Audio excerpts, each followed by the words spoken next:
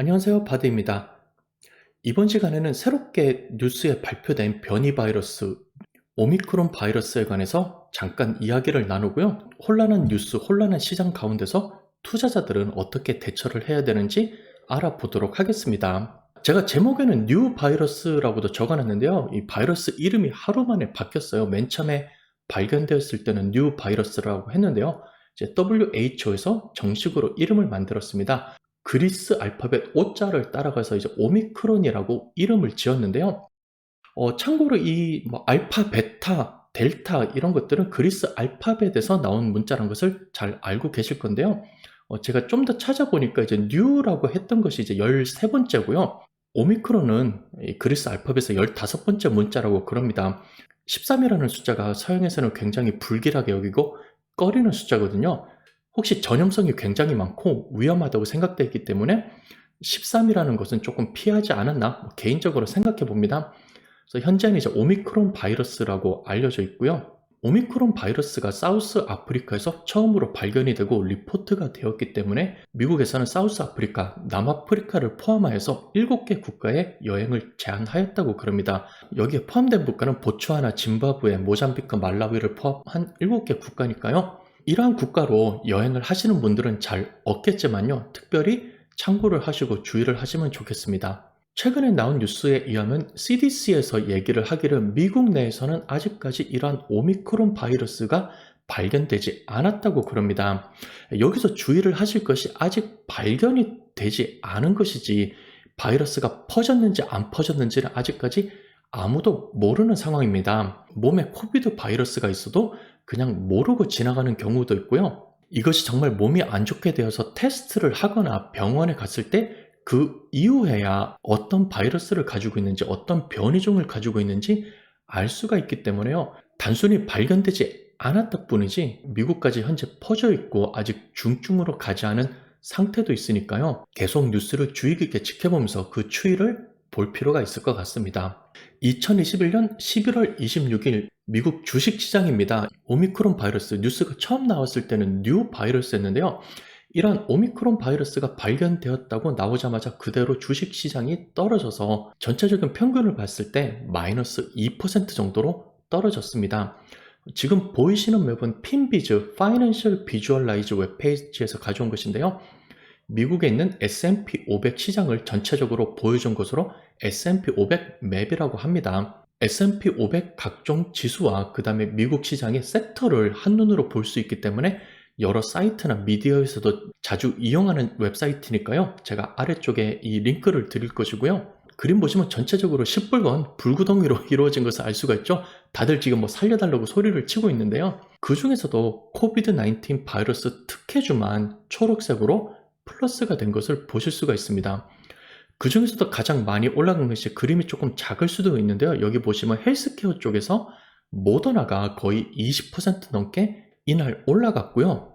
그 다음에 PFE, 화이자가 플러스 5% 이상 상승을 하였습니다. 제가 스크린샷을 만들었을 때와 실제 종가는 조금 차이가 있을 수도 있으니까요. 이것을 참조해 주시고요. 그리고 오른쪽에 보시면 TMO와 DHR 역시 초록색으로 있습니다. 지금 보이시는 섹터가 다이그노스틱스 앤 리서치니까요. 메디컬 랩, 실험실, 연구실이 되겠는데요. TMO는 더모피셔, 그리고 DHR은 데나헐, 코프가 되겠습니다.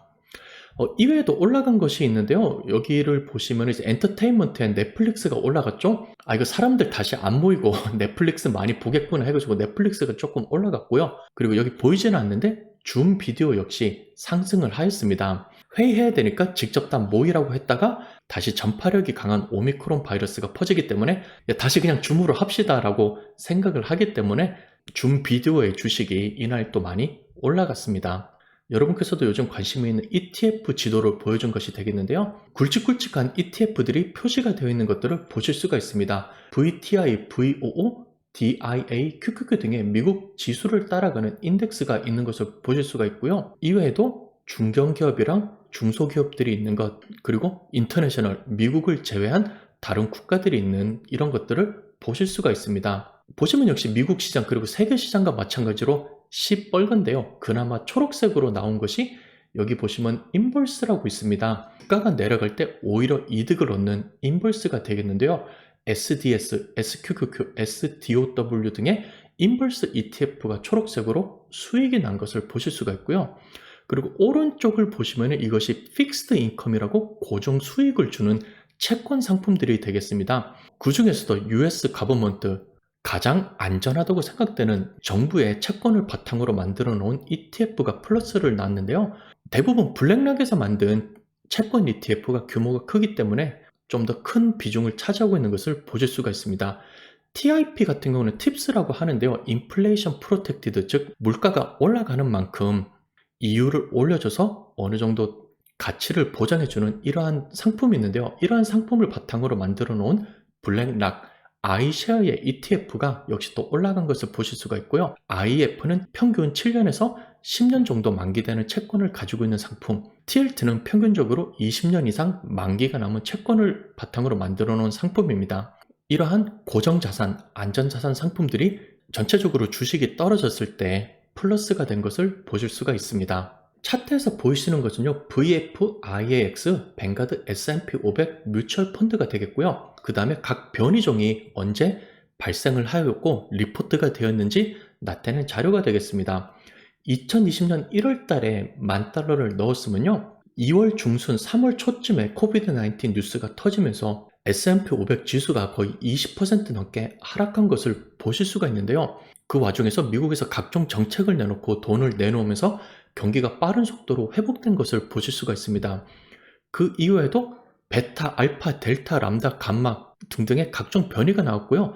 뮤 다음에 발생을 하였기 때문에 이것을 뉴라고 이름을 지었는데 다시 이것을 수정을 하여서 오미크론으로 정정을 하였습니다. 뱅가드 S&P 500 수익률 그래프를 보시면요, 전체적으로는 우상향으로 인해서 성장을 하고 있는 것을 보실 수가 있습니다. 2020년 1월 1일에 $10,000를 넣었으면 아직 채 2년이 되지는 않았지만요, 2021년 11월 말에는 $14,800로 거의 $15,000로 성장을 하여서 50% 가까운 성장률이 난 것을 보실 수가 있습니다.